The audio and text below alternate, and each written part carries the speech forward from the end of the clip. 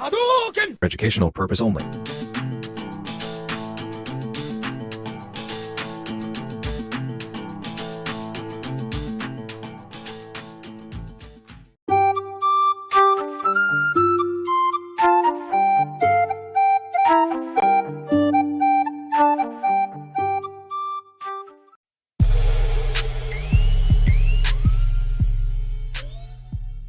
We're about to take it back. Okay.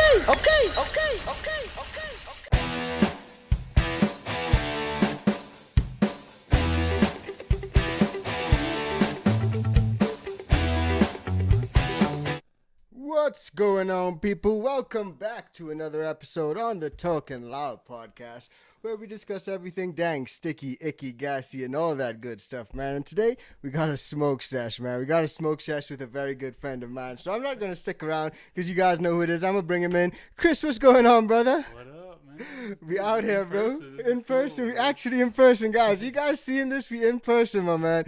Guys, smash the like button for that. Drop a comment. Let me know where you're tuned in from, what you're smoking, what's going on. I've seen a lot of people in the chat already, man. So thanks you guys for tuning in and showing love. Tom Greenery already says my chill out OG F3s are ready for delivery today, man. So we're gonna get into some of that, man, for sure. But Chris, what's going on, brother? Tell me how everything's going, my man.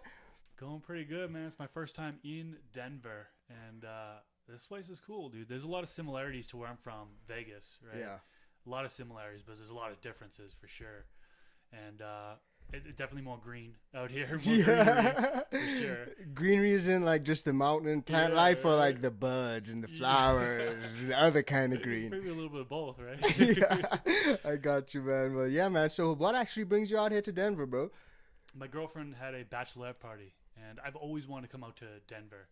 And she's like, yeah, well, I'm here for the bachelor party for a couple days, and why don't you come out on Sunday, and then we'll stay 3 or 4 days or whatever. So it kind of worked out because she was out here anyways, and now it's just me and my girl kind of doing our thing, kind of around the city and shit. So yeah. Yeah. I got you, man. I got you. But shout out to everyone in the chat, man. You guys is tuned in, and we're just so happy to be here kicking it with Chris right now. And I know you guys are as well. So smash the like for that. But guys, thank you guys for also letting me know that the volume was a little bit down. I think I just turned that up. So let me know if you guys can hear it a little bit better. I think we just try to get that sorted. Turn Chris's mic up. So we just turned it up, guys, and hopefully you guys can hear. Let me know if that's going okay. Chris, do a mic check for the people. Mic check, 1 2 1 2. How's this? Does it sound pretty good or what? Sounds better. Though that's what they're saying, man. Denver. Okay, so everything seems good, man. Turn up. I got the chat out here too, so I'll be able to say what's up to people and see a little bit, you know what I mean? So it's hard to focus on the chat and have a conversation at the same time, with you. So it is difficult, man. And I'm trying to like run all the audio and video and everything as well. So people are saying much better, sounds a lot better. Thank you guys for that, man. We're all here trying to make things a lot better. Must have a mic drop incident. So yeah, man, as you were saying, man, what are you doing out here in Denver, bro? I've just been doing, like, went up to Lone Mountain yesterday. Sweet. So I don't know how familiar you are. I mean, you've been here for a couple of years now and stuff, but Lone Mountain. I haven't been there, though. Dude, it's kind of cool. It's right outside of the Red Rocks Amphitheater or whatever, and that's a huge, touristy type spot to go to in Denver. And but you're like way up. You drive all the way up, and then you're at the top, and you can see the entire city and stuff. So we actually did it on our first day, which is just absolutely beautiful. It's a great way to start the day. You know what I mean? It's like first time ever in Denver. Come there, let me see the entire town from up top and stuff. So that was really cool. Yeah. And then Red Rocks, and then stopped by the Cherry Creek Mall. Did that. That was kind of cool. You know what I mean? I guess that's like a more of like the upper class area, the Cherry Creek area. Is that right? It's like it's pretty like, posh, they say. We were driving around in the neighborhood right outside there. It's like mansion. Like we looked on Realtor.com after the fact. It's like 1 million, 2 million, 10 million. And it was like, whoa, hey, I'm never going to live in this area, but it's a beautiful area. Yeah, dude. It is definitely a beautiful area for sure, man. It's actually one of the safest areas, I think, in Denver as well. So that's a plus, like I guess that's a plus. Yeah. But it is definitely super expensive. And one thing I realized is that housing in Denver in general is just super expensive, man. So like there ain't no cheap housing out here in Denver at all. Like the crib that I was just at, a super small crib, I'm talking 700 and something square feet, sold for almost $500,000 like in Denver. Like wow, it's wild. That's nuts. Yeah, Denver. But it's beautiful out here. It's like I was saying in the beginning, it's real similar to Vegas in a lot of ways. Yeah. I think here you've got like the west side is just all mountains, which is super cool. Vegas, like you're surrounded by mountains the whole way through, so any way you look, you kind of get the view. Yeah. Here on the east side, it's just all flat. Yeah. So like looking out my hotel room, everything's just flat. It's like it's just so interesting in that way, Yeah. Another question though, like have you since you just came back from you're out in Vegas, right? Yeah. So have you experienced any difference with like the altitude? People say out here in Denver the altitude is crazy. Colorado mile high. Did you get any altitude sickness? Sickness? No altitude sickness. I mean, I took like 2 hits off your joint, dude. I feel like I'm higher than I am. You know what I mean? Is that a thing? Yeah, I got you, man. Maybe that's part of it, bro. That's funny. Is that good old homegrown, man? And speaking of that, guys, I think I just fixed the audio as well. There, we got it running through the mono. You guys are saying is audio better? You guys are saying yes. So thank you guys for letting us know. If it's a little bit too loud and it's peaking, also let us know. But things should be sounding a lot better, man. So let us know. But either way, we got a little bit of homegrown. We got some flour that we got from the dispo, and we want to get into some dispo talk, man. So Chris, have you hit the dispo out here yet in Denver? No, not yet. I actually tweeted something out. I was, what's the best dispensary in Denver? And I got some responses on it. But like I said, this is my second day in here. But yeah, yesterday I didn't smoke at all or whatever coming in here. We just didn't have time. We were just on the run doing things. I think I might stop by one today, but I don't know, man. Your homegrown's too good. You know what I mean? I'd rather smoke your homegrown than smoke dispensary weed. You know what I mean? Yeah. You have dispensary weed here though, right? Yeah, dude. I do have some dispo weed. I cop dispo weed a lot just because it's super cheap out here in Colorado. You can get an ounce for like $56, and that's super cheap. So I cop some homegrown. I grow the homegrown, then I cop some of the dispo weed just to stretch out my homegrown because the homegrown is better than the dispo weed, straight up. So we can actually have a look at some of that and smidge it up and see what's going on. But like, what are your thoughts on dispos? Because there are dispos out there in Vegas. And when I went out to Vegas, I hit up a couple of dispos. The cab driver was so good to take us to the dispensary before he took us to the hotel. So shout out to that guy. But we got some flour, and it was some real nice flour. I think they get paid more for doing that. Oh, it's like a commission thing, bro. I think so. Yeah, it's similar with like strip clubs. They ask you the same, or liquor stores, I believe, same exact thing. I believe, where they can get some sort of commission or something. So it's no surprise that, I mean, you get Vegas, big tourist destination. Right from the airport, like, hey, you want to stop by the dispensary? Yeah, they'll drive you right there, and they get a commission, so they get paid more money for not only they get paid for giving you the ride to where you're going, but they get paid by the dispensaries. So that is actually pretty cool because like when I went out there, he was like, "You need alcohol, you need weed, you need everything." I'm like, "Not really alcohol, but I can go for some flour, bro." And he was like, "Well, I take you to the dispensary." He just took us to the dispo, had some great stuff. I spent like, I don't know, bro, maybe $200, and just liked myself, man. I just liked myself. But my wife is actually who said like he may be getting a commission off of that because that does not happen just like that. Yep. When we were actually out there, dude, we were inside. I was taking my time looking through the menu and everything, and then my wife gets a call from Uber, and they're like, what's going on? Why did your car stop for such a long time with this random place and shit? So maybe they're not supposed to be doing that. I don't know. Huh? That's interesting. Yeah, I never heard about that. I did hear a buddy of mine actually got scammed by Uber. Damn, I didn't even know bro. it was possible. He's like, oh, this way that they're trying to take us is you get there's a traffic jam or whatever. It's going to take you a lot longer. So they're like, we're going to go this other highway, right? And so he goes this other highway, which will get you the same destination, but it's much longer. And so they didn't know. And they're like, yeah, okay, fine. We'll go this other highway. And so they wrapped him all the way around. Instead of his bill being like $40, it was over $100 for his Uber. Wow. Yeah. That is a scam, bro. Yeah, I didn't even know that was a thing. I didn't even know that's this was crazy, a thing. bro. Shout out to Kid Coleman. He says his dispo delivers for free. That is pretty cool. Personally, I don't know about like people delivering to my house. I'm not too sure how I feel about that, but maybe that's pretty cool if you ain't got a car or anything, Right. Oh yeah, it could be convenience factor for sure. Yeah. No, I know there's we have it in Vegas, some delivery. Particularly, I was getting it for medical patients. Okay. So if you have a medical card or whatever, you can't travel, right? It's good to have deliveries. So yeah, I think it's good that they have that. Yeah, it is true, man. And like a lot of well, what does an ounce go for out there in Vegas? Have you ever copped like flour in that amount? How much does an ounce cost? Yeah. I mean, dude, you can get any prices. You can get like, they have sales sometimes, $100 an ounce or whatever. But like, it's so hit or miss with the quality. It's like so true. there'll be more like popcorn or like larfy type stuff, and maybe it's, they still go by, higher the THC the better, which as we know isn't it's not really truly the case, but shit, what was I saying?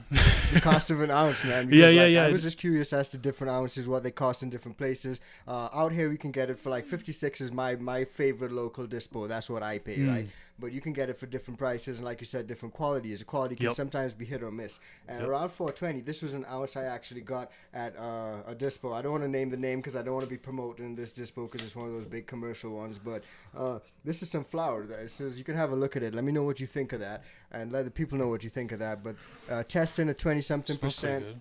It smells pretty decent. It's like limey, earthy, gas. And that hint of fruit in the back. And that one I actually paid, I think, because it was a 420 special. We got that one for $37 for that ounce. 420 special. Looks like wow, real good density on there. Some big ass notes. Hopefully no PGRs, I know. Yeah, not bad at all, man. And this was how much? I ended up paying $37. I got a $5 first order discount and shit like that. But it works out pretty decent when you're like, looking for deals, just because Denver's got so much availability. They got so many dispos, man. So the competition is fucking high. It's rife. Yeah. Like they hand out magazines with coupons in it, man, for $60 ounces, $70, $100 ounces, top shelf flour. So when you flip the script now and you think about like how much money are these actual breeders who are growing this stuff, or the growers, what are they making, man? Like right. It's selling out for $56, And let's just show Chris some of that homegrown. We got some of that homegrown here. This is some of that Slurricane. Let's see what his nose thinks of this one, guys. Oh man, Slurricane. Well, poor trim job. First Yeah, off. I haven't trimmed at all. I have not trimmed at all. There's no trim job at all. You can tell us. You can tell he's a home grower. Yeah, I have not trimmed. There's no trim at all. Oh man. Oh, wow, real nice density. Got like that cookies type smell. Yeah, it's got a lot of more smell to the dispo stuff, I find, man. Like, I just find it smells so smelly. Looks real frosty. Definitely has a gas tone. And I'm trying to keep that jar, alive. It's like just running out, but I'm trying to keep it alive. And there's another jar of the Slurricane as well, but for what it's worth, man, So tell us a little bit about what you've been growing, man. Like, how's your garden been going along? I just showed you a little bit of my homegrown. Like, you got any homegrown you've been smoking on lately? Yeah, let's see. What have I been smoking on lately? A lot of Purple Frost Giant by Welcome to the Grow Tent. Shout out to him. Shout out to GT, man. Yeah. Zaza Genetics. He's doing his thing over there. He's a breeder. Yeah. I'm not sure if you know who he is. Well. Yeah. Everybody knows Zaza now in the community, it seems like. He has some really good strains. It's like Dead Ops OG. Yeah. And let's see what else I've been. Those are the main things, and then of course my Chill Out OG I've been smoking on. Yeah, dude. I got some of that laying around. And then as far as what's in the garden, what I've been growing, I've got 5 plants going right now. I had them in 2 different tents, but I kind of been consolidating. Got you. Been vegging out and then flipped to flower, and then still had some plants that I wanted veg to grow a little bit bigger. Yeah. So I kept them in a veg tent, right? Makes sense. And then I now this one last plant, Runts by Homegrown Cannabis Co. Dope. We just flipped it over to flower, smaller plant. I was like, you know what? I need to get this in flower now. It's like my other plants are the right size where I want them to be. Yeah. I'm okay with having a smaller plant than what I usually want. You know what I mean? But I got that. I've got let's see, Curb Stomper by Prism Labs. Man, that joint's got me lit, man. I can't even think about what I'm growing right now. Hades Throne by Zaza. I got that growing. Hades, shout out. I haven't grown any Zaza, man, but I see them on Instagram all the time, man. So yeah. I would love to give that a try. I gotta probably grab some of that Zaza genetics, man. I see you've been rapping that for a while now too. Yeah. I've grown out a few of the plants so far. Also, I have Grow More Fire. It's what am I growing? His Sweet Cider and his American Pie. So so far so good. Week 2 of flower. So it's like, but they're just starting to form, and everything was great though. I've got them in 10-gallon living soil. 10-gallon living soil. Yeah, what sort of amendments you got in that living soil mix? I'm just doing, actually this round I'm doing the Kiss Organics. Okay. So shout out Tad Hussey. And I'm liking it. I'm liking it so far. Now, full disclosure, the soil, I've been reusing the same soil for, I think, 5 runs now or something like that, right? Yeah, for a while. And it just keeps on getting better and better. It does. I actually went from 7-gallon containers up to 10-gallon containers, so I did transfer it to larger containers. But, man, yeah, this Kiss Organics is looking fantastic right now. Just healthy, lush throughout all the plants so far, which is great. I'm about to do another toss dressing here. So I did the initial amending with the Kiss Organics, 1 cup per plant. And then I flipped over to, when I flip into flower, did like a 40-day veg on the most of the plants. Top dressed again at that point. Then now I'm going to just wait until I'm 30 days into flower, top dress 1 more time, 1 cup per plant. And then just water after that, water and microbes. So watering some microbes every now and then, every couple weeks, just because I have the products. It's not like it really needs to be, but like, hey, I got to use these. Want to use these products, right? Yeah, you really do, man. And that's a great thing about organics. You can like reuse your soil for like fucking run over run. Yeah. Man. And a lot of people are hesitant to do that. Some people throw out their soil, and I see that as a complete waste. Like, bro, why would you do that? Like that is pretty wild. But like a lot of people just don't know. So for you, how do you reuse your soil? Because that's something that some people go and get tests and stuff just to see how much of what micro and macronutrients are in there. Do you go to those lengths when you're using your soil, or you just eyeball it, sort of like what I do?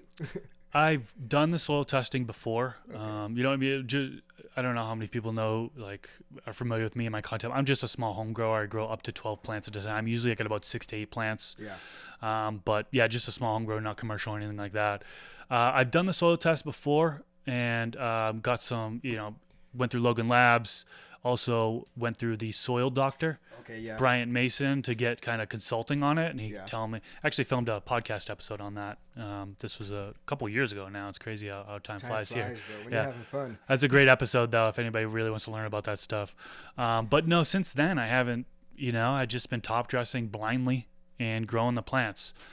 Because that can get expensive, soil testing each time. Some people do soil testing not only before they start to grow, but they also do it before flipping to flower. Yeah. You know what I mean? Because they want to get that soil test before flipping to flower, identify what needs to be added in there, right? Maybe they're doing just custom, individual, not a blend of nutrients like the Kiss Organics. I've just been kind of keeping my fingers crossed. All right, let's hope it's good to go. I've been doing that as well, man. No harm, no foul. Well, over time there will be that. I know that there will be an imbalance over time, right? For sure, bro. So maybe when I start seeing problems, I know it's risky because you could start growing plants and you might need that harvest. And all of a sudden you start getting problems. And you're like, what the heck is going on? It's something actually in the soil. But yeah, maybe this year after this run, I'll do a soil test just to kind of get reimbalanced, balance again. I got you, man. Because you do the same thing, man. But I notice an imbalance, like in my small plants, even some of the ones that I think I had recently just showed you in the small tent. I'm growing like a micro style, guys. Like the smallest tent of life that you can ever imagine. It's got like 5 plants vegging in there, but it's like a 2x2x3. Yeah, it's super small, bro. It's like a micro tent. You have 5 plants in there. Yeah, if you thought of 2x4 was small, I'd take it to a whole new limit, man. But for sure, dude. Like one thing I was gonna say is that you notice imbalances, man. Because I popped a few plants in some reused soil, and I noticed like, okay, things are getting out of whack. Like my leaves are showing all sorts of deficiencies. So my soil is imbalanced in one way or the other, man. So that's definitely something that a lot of people would probably have to look out for. Now, I actually got a great question who's coming in here from 3 Rock P, man. So shout out to 3 Rock P saying, what soil did you start with, Chris? So what soil did you start with? Did you start with like actually soil, or did you start with cocoa or something like that? Yeah, good question. Started with soil, Fox Farm Ocean Forest soil. I started growing back in 2010. And a buddy of mine was using it. I kind of learned from him. And it's available at my local dispensary, local nursery. And so I was just buying Fox Farm Ocean Forest bags of soil ever since, really. Yeah. That's really the only soil I've been using since I've been having such good luck with it. Wow. Now I've tried cocoa. I've switched to cocoa for a while, do runs with that, get familiar with that. Have several good runs on that one. Yeah. I've done the bricks. Actually, everything I've done is just brick. I've never done any of the bagged cocoa. And the bricks can be kind of time consuming and stuff, but a little bit cheaper, but Yeah. as long as you got the time to spend to hydrate it and buffer it, rinse it, and so on and so forth. Yeah. But yeah, soil and cocoa is kind of what I've done over the years. Yeah, makes a lot of sense, man, because I think that's actually what I did as well, man. But and the thing is, you got a lot of buffer with that, so you can make mistakes, you can live and learn from it. But shout out to Cabbar, man. He says Matt has got Chris high as fuck. We just out here smoking, having a good time, guys. So smash the like button, man. Let's see how many likes you can get on this episode, man.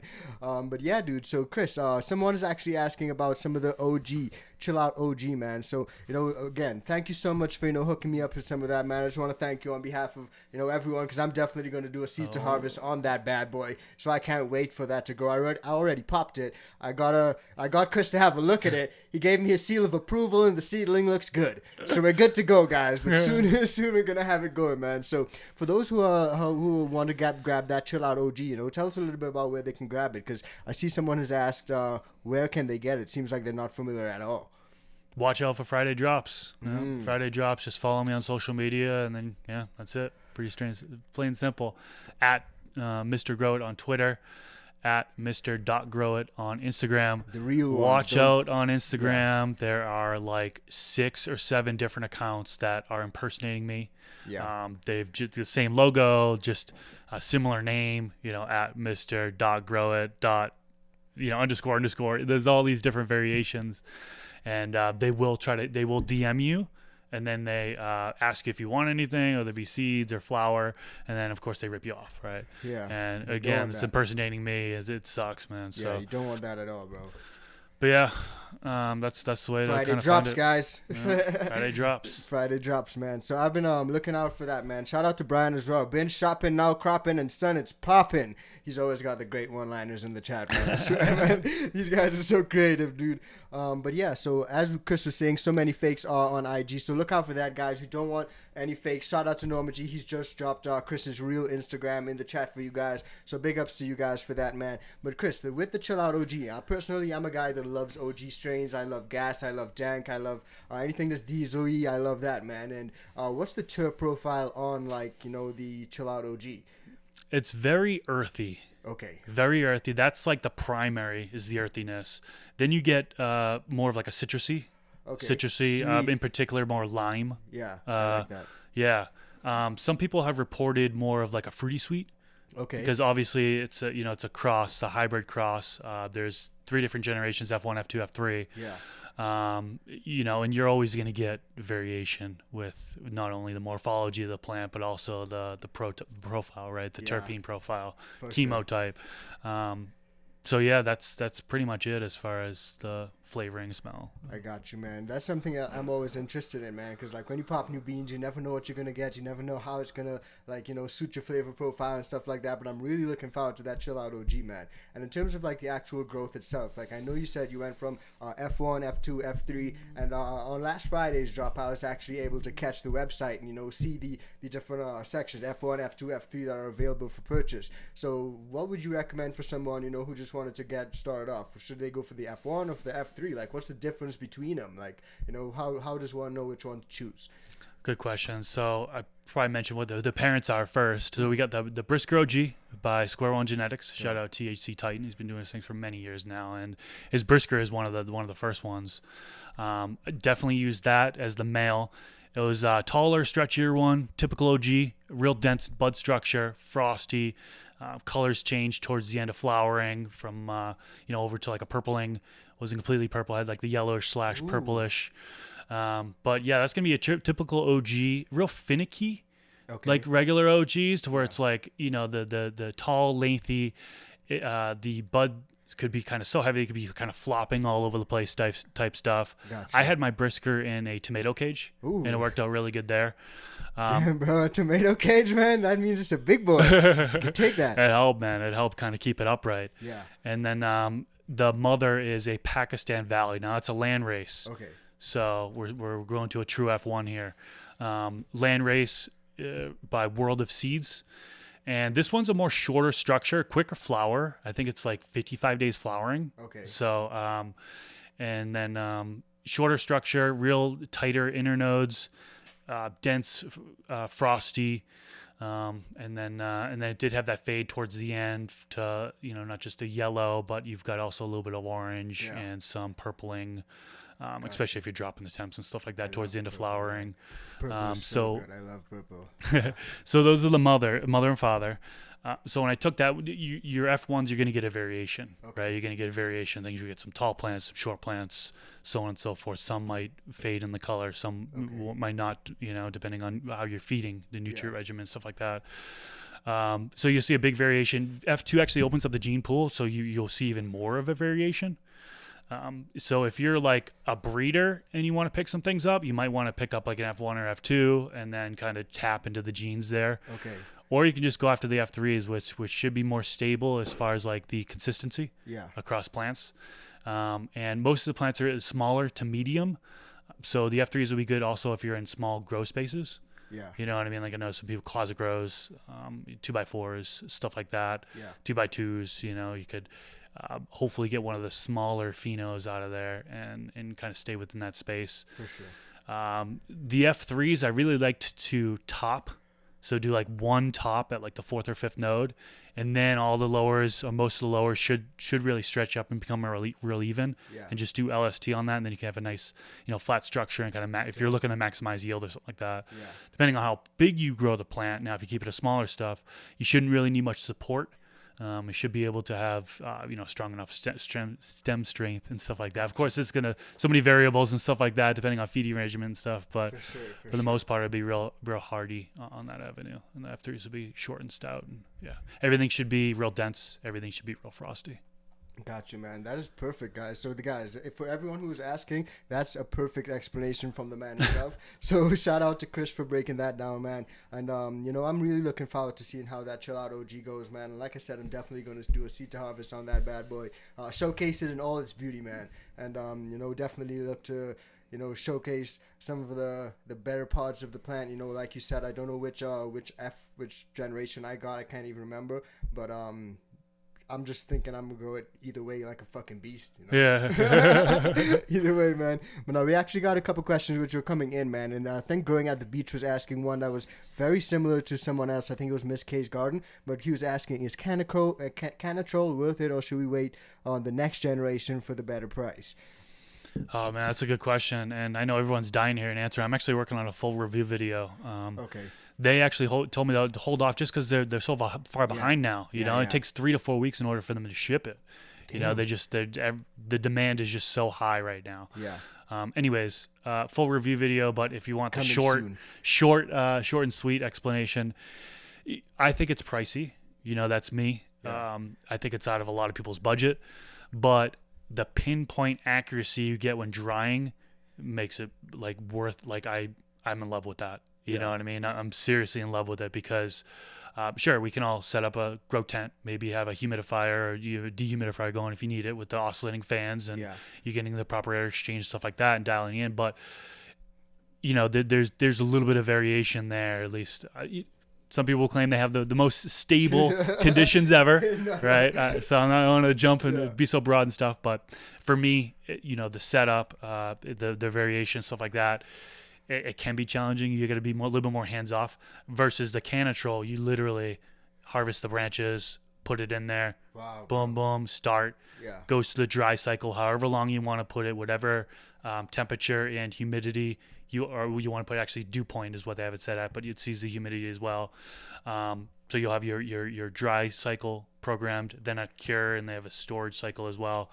And you basically just put on, and then boom, it goes through all the cycles, and your hands off. And for me, like growing just in drying in like a normal grow tent, after 7 days or something, I got a plan to trim. You know what I mean? I don't want to over dry it, keeping it there for too long to over dry, and I don't have to do. I literally left flower in there for 2 months that haven't been trimmed, like branches that haven't been trimmed in there for several months. Actually, just trimmed them last week. But for the convenience purposes, you know what I mean? Like it works around your schedule. You don't have to be monitoring the dry process at all. There's a sponge in there that you you put on the bottom part of it. They recommend doing wet sponge after like a day or two, I think is what their recommendation is for adding in that wet sponge in order to help regulate the humidity in there. So that's one thing. And then there's also a drip pan on the back. Dope. So like when you're drying, you have to kind of monitor that drip pan on the back, and then empty it if needed. Okay. So there is a little bit of things you need to do and look out for. Yeah. But it's way more pinpoint than more convenience factor, in my opinion, than drying in a dry tent, for example. The old school traditional way, because the old school traditional way, you can forget that, or you can just get lazy, say, oh, I'm gonna go in there and deal with that tomorrow, or tomorrow never comes, so I end up doing that fucking next week, and by then you over dried your flour, and it just got a little bit too crispy, which may not always be a bad thing, but it definitely is not a good thing. So I think that takes a lot of the guesswork out of it. But how long does that take to cure in that, to dry in that? Does it dry and cure? Does it do both? Like? Oh yeah. It's full blown. And it does storage, because you mentioned storage too, right? Yep. Fuck. Yeah. It's whatever you really want to set it to. Obviously, the temperature and humidity, depending on what you set it at. Yeah. It'll take a little bit longer or shorter to dry. You know what I mean? So it really depends on what you set it at. Yeah. But yeah, I mean, typical dry will be like, to get down to the moisture content you want, you're looking at roughly 7 days, or again, you can extend that if you wanted to, or you can actually shorten that length if you wanted to, for drying, getting down to that proper cure conditions. Yeah. And gotcha. but yeah, the one thing I don't like about it, I say don't like, but like one downside, in my opinion, you know what I mean? I think we're spoiled with AC Infinity, having everything automated in through your phone. Yeah. Unfortunately, with the Can Control, it's not. There's no app, and that's one of my recommendations for them is like, hey, if you can get an app for this and be able to control it, not only like set the controls on there, what you want for drying and curing and all that stuff, but being able to set an alert for if like the sponge becomes dry and like the humidity drops, get an alert, hey, you probably need to wet that sponge again. You know what I mean? Put some water on that bitch. Yeah, right. And then maybe if there was a notification, some way to know if the drip pan needs to be, in the end, but drip pan needs to be emptied out or something, if it was connected to the phone, you can get all that would be freaking awesome. But right now it's a little bit manual on that avenue, as far as like you got to monitor it and like look at it every day and make sure like, hey, I don't need to wet the sponge, or maybe even tap the sponge. I only really need to re-wet the sponge once every 2 weeks. Got you. So it's not terrible. Yeah, I got you.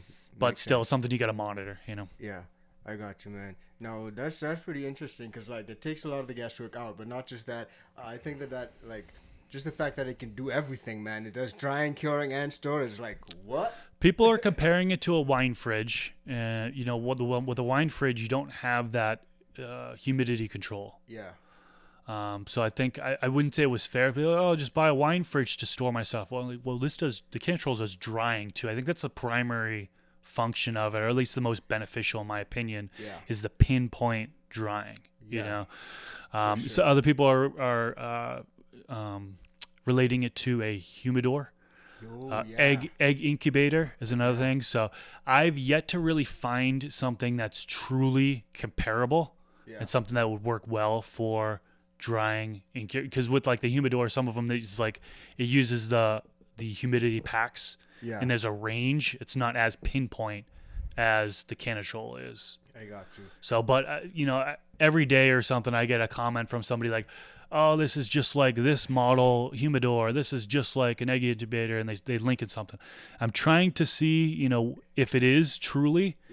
I can't find anything that's really truly a match to where you can get that pinpoint temperature and humidity pinpoint. It's so pinpoint that I take it you don't even need to use like any Bovida humidity packs. No humidity packs. Right? There's just that sponge in there. The sponge helps regulate it, the wet sponge.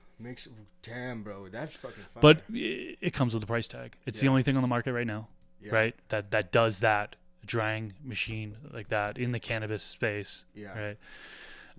And so that's kind of pricey. So maybe they'll bring it down in the future. Maybe, fingers crossed. Probably, hopefully, but like I think as more iterations come out and stuff like that, usually as they just have sales and stuff like that, prices tend to come down a little bit. So who knows? Now I actually seen a couple good questions come in, man. So shout out to Jeffrey Roberts. He's actually asking, hey Matt/Chris, what's the best starter soil you can recommend? I'm gonna take a shot at this one first, and then maybe you can take a shot afterwards. Yeah. But for me, perfect soil to start off with, I like Pro Mix. I like Pro Mix because a lot of times if you're a beginner starting off, you're probably on the bottle. So if you're on the bottle, Pro Mix is a good thing that does not have a lot of nutrients built in there. You can start seeds in it a lot of the time. Sometimes you get Pro Mix HP or Pro Mix Mycorrhizae or whatever, and that's really great for starting seeds. So that's probably a good starter soil, I would say. And then you can level up if you want. After that, you can top dress if you want to go organic, or you can just stay on the bottle and feed your plants some synthetic nutrients. But that's probably what I would say. What do you think? As far as the best starter soil? Starter soil. Man, I mean, I've always been Fox Farm Ocean Forest, we talked so. about. Yeah, it's I was gonna say. Enough nutrients for the plant for 20 to 40 days, depending on what size container you're in or how many times you're transplanting upwards. Yeah. You can even go longer than that if you continue to transplant upwards to larger containers. Yeah. I like that. I'm trying to think what was I going to say? I was going somewhere with that. Yeah, I was going somewhere with that. Guys, if you see this joint, Chris took one hit in the J. The whole J is in the ashtray right now, man. He needs to spark it up. No, what I was going to say was I forgot what I was going to say again, man. What are you doing to me, man? I'm fucking him up right now, man.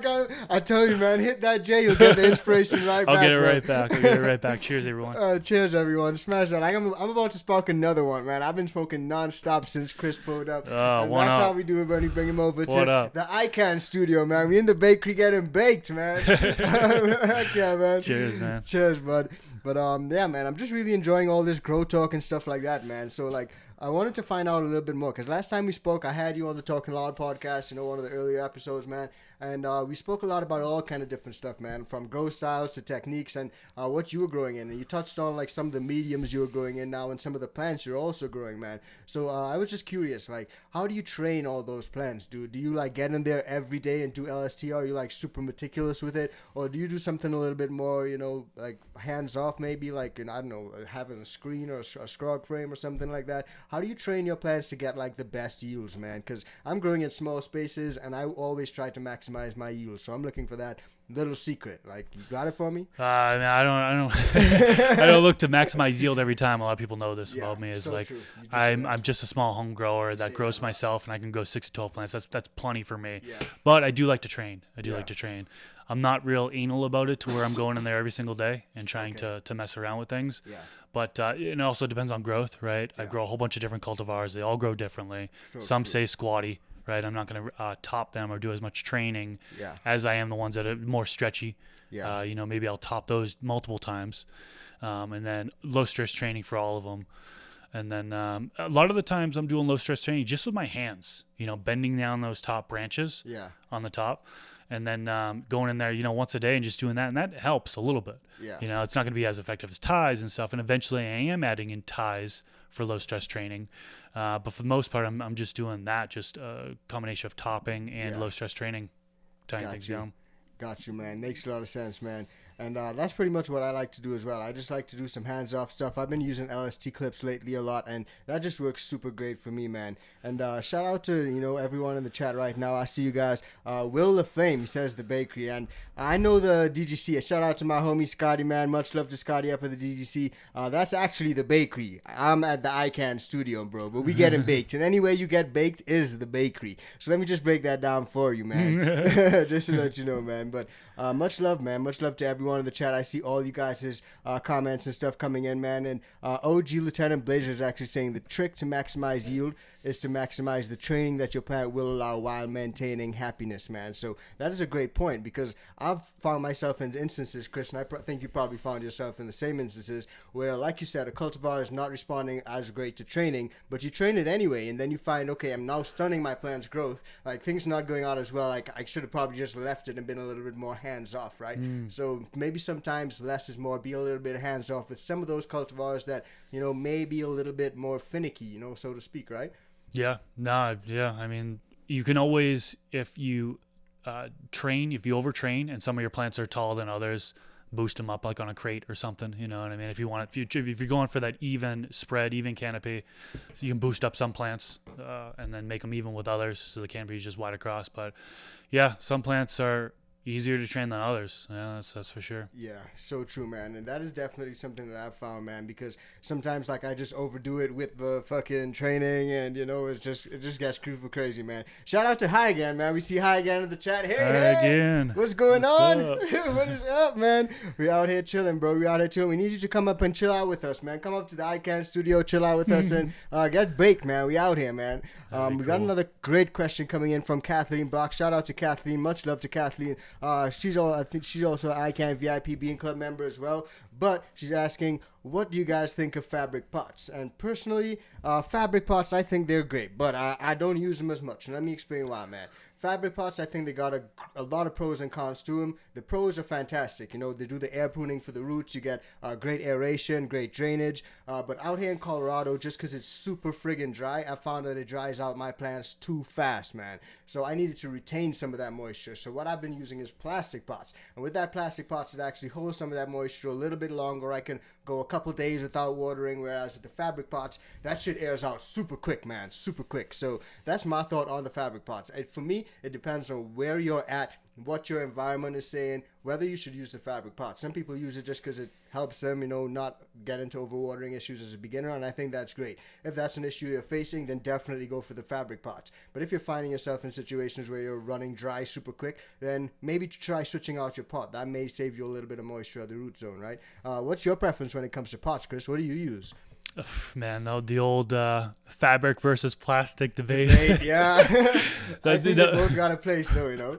Yeah, no, I completely agree. I you know, just right off the top of my head, I feel like with synthetics, fabric pots are great. You know what I mean? Because you can get those drybacks, which is can be beneficial. It can be a stressor, right? Is getting the drybacks between feedings or between waterings. Yeah. Now, if you are going like organic or living soil, I would go with plastic or the living soil fabric pot by Grassroots Fabric Pots, which is what I'm using right now. I have 10 gallons because they have a liner around the fabric. So you have the benefit of the aeration on the lower, like a lot more aeration than you would with the plastic. Got you. But you've got that that fabric that's in between and kind of keeps it moist. Because, you know, in reality, right, let's go by nature, where it's like nature doesn't dry out from all angles. No. Right? It's like top down type dry out. So yeah, a lot of people will prefer to use either the living soil fabric pot with the liner or the plastic pot. You know what I mean? But there's people out there that still do it with regular fabric as far as organics and stuff. So you can get away with it. Yeah. And like you were running a 10-liter fabric pot right now, you said, right? 10 gallon, yeah. 10 gallon, my bad. For that, is that like full organic? So you mentioned, so you've been reusing that soil, and you don't go like any synganic approach or anything like that? You haven't like thrown any synthetics in there? I've done that before. Okay. Not with this batch. Yeah, I've done other batches of soil where I've done both. Yeah. And if you think about it, a lot of us are doing synganics to begin, right? A lot of people are starting with a bagged potting mix that has organic inputs in it, right? So you're starting organic, and then some people are adding in their bottles, right? They're synthetic or fast acting, mineral based, if you really want to get down technical. Break it down. but yeah. Makes a lot of sense, man. And what you mentioned as well about the fabric pots, a lot of the fabric pots, you can use some of these self-wicking bases like the AC pots or some of the real grower buckets. Actually, no, the real grower buckets is a little bit different. But you can use a lot of the self-wicking bottoms, man, which pretty much do the same thing. You know, you can get that moisture up and you can keep it moist. Whereas with the plastic pots, I don't think it's as easy to use like an AC Infinity self-watering base, right? Have you tried to use a plastic pot with the AC Infinity base? Not yet. They sent me one. Yeah. They sent me one. I haven't had a chance to use it. Yeah. So, yeah. I need one of those bad boys. AC, you got to hook me up. But yeah, man. So shout out to everyone out here in the chat. Some great questions coming in, man. And we're just getting to know a little bit about you guys' setups through the questions and a little bit about Chris's setup, man. And shout out to Chad Westport in the chat as well, bro. Chad Westport. What up, man? What is up, Chad? Oh, snaps. Chris in the studio one day. I'll be there smoking too. Hell yeah, man. Everyone who comes here gets super fucking high, man. So pull up, man. Pull up and let's get lit. But yeah, man, let's see what's going on with you guys as well, man. But Chris, I got a question for you, dude. You know, there's a couple of different things that people always, you know, sort of get hung up on, right? And it's all about like the good old debate, right? And you've been growing organic for some while now, right? So you've been growing, and you mentioned reusing your soil for quite some time. So when it comes to the taste, where do you have a position on where it stands when it comes to, you know, organic flour tasting better than synthetic flour, or, you know, the dark old debate? I haven't really thought about it and really tried to make a determination. Yeah. Gotcha. I have no comment. No comment. You know what I mean? Like it's tough. It's really tough to say. It's so subjective. Yeah, it really. And I haven't really subjective. even thought about it. Like, oh, these synthetics, what do these taste like versus these? I haven't even bothered to try to compare. Yeah, I got you. It makes a lot of sense as well, man, because like a lot of people grow different ways, and it comes down to a lot of different factors, in my humble opinion. And the reason I asked that, because I saw a comment in the chat, you know, which sort of led somewhere along those lines. And in the truth to it, you know, it kind of leads us back full circle to our beginning conversation, what we were talking about in comparison to homegrown flour and dispo flour. A lot of good dispos out here, you know, there are dispos that grow organics, don't get me wrong, but majority of them, you know, they run synthetics. They want a clean system. They want something that they know what they're doing with, and then they know how they can get those inputs out, in and out, right? And a lot of the times, like the flour that you buy at the dispo may be grown synthetics, you know, so who knows what it is you're smoking. So it takes you straight back to like, okay, what I'm growing at home, if I grow it myself, maybe I can just, you know, taste the difference sometimes, you know. So it's just pretty interesting, man. Or maybe I'm fucking stoned as hell. Stoned. What is that? I forgot to ask. What is this anyways? That is this one right here. This is... Oh, it's not the slurry. It's dispo. No, it's the dispo. Yeah. Oh man, I was looking for the homegrown, man. I gotta smoke some of your stuff after this. You gotta smoke we gotta smoke it. This one I think is the homegrown though. Oh, this is the homegrown. Okay. I mixed Slurry I built one and one. Yeah. Nice. I built one of each.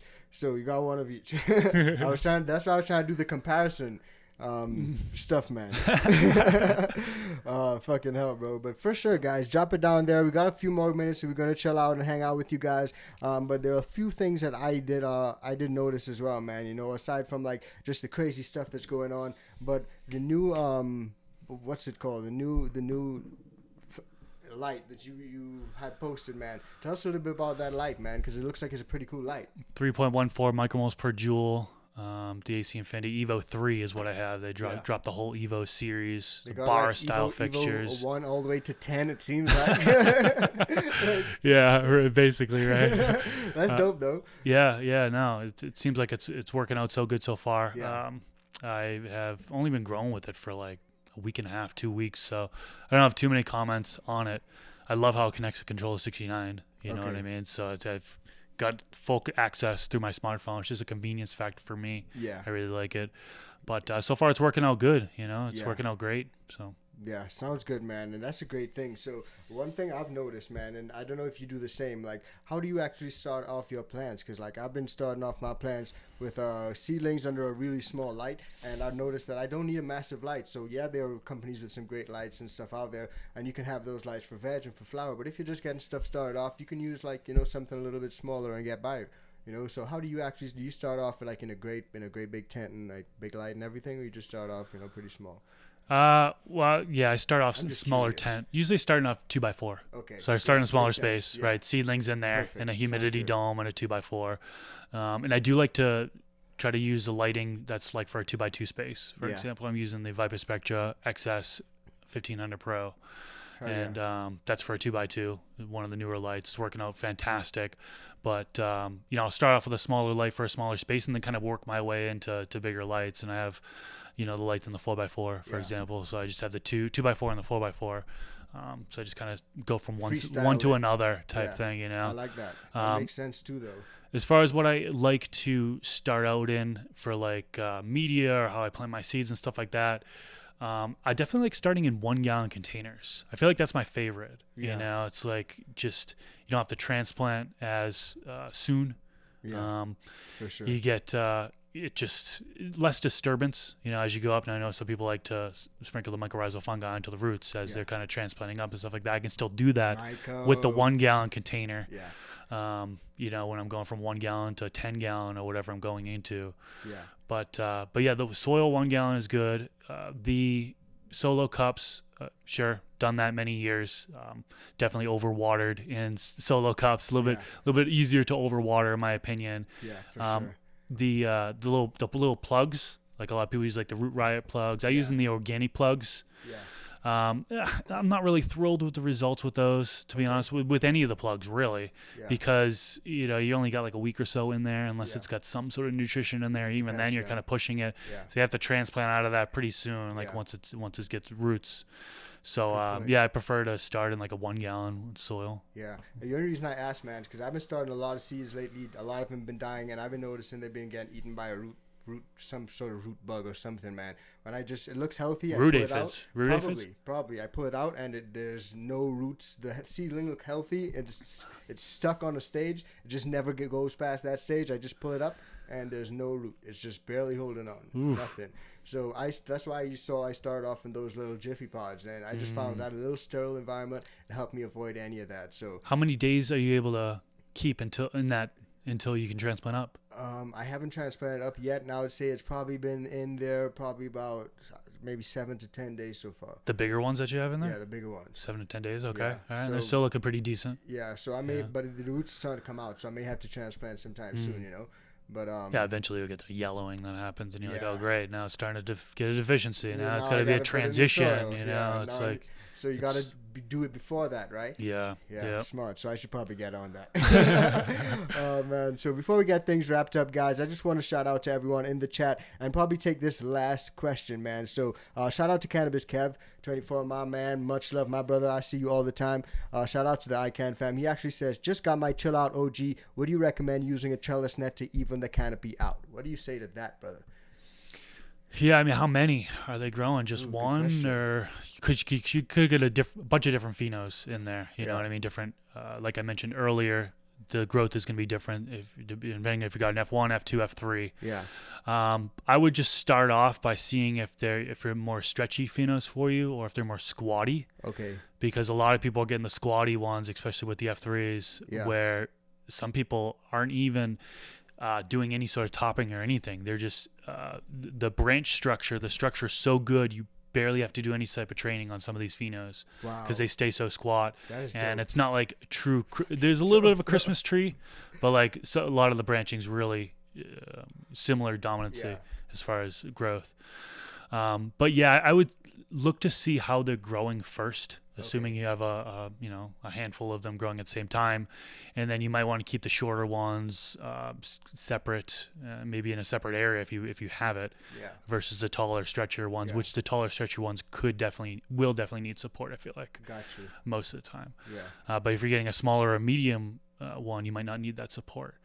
And it really depends on growth, how they're growing, whether or not to put in like a trellis if you're trying to go scrog with multiple plants or so on and so forth. So a lot of variables, Shout out, man. Well, that's actually a great answer, man. And I think there are a lot of different variables that come into everyone's grow, and that's what growing is all about, man. That's what makes it beautiful, and that's what makes it unique. No one way of growing is the right way or the wrong way. A lot of people grow in different ways, and you can do a lot of different things, man. So shout out to Chris for coming out and hanging with us for answering some of these questions when it comes to all these stuff, man. Much love to everyone, man. Tom Greenery, shout out, because I know you had some of that chill out OG as well, and I actually mentioned that to Chris, so it was a great sesh. You might have to look back at the replay if you missed it. If you guys are just tuning in, definitely look back at that replay, because we're kicking it with Chris live in the fucking studio, live in sesh, in person, man, and it was a great time, man.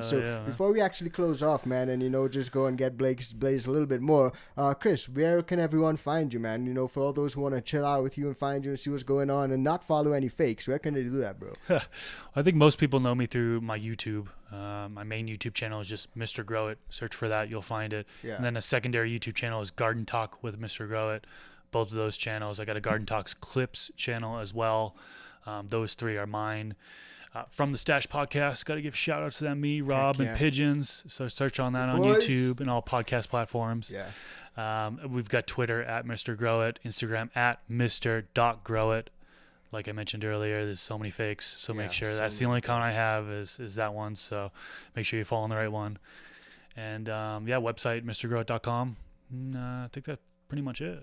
Heck yeah, man. That's what's up, man. So, Chris, thanks so much for chilling out with us, man. Guys, definitely check out all his pages, man. His Instagram, his YouTube, his Facebook. He's on everything, man. He's on Twitter. Definitely check him out. Show some love.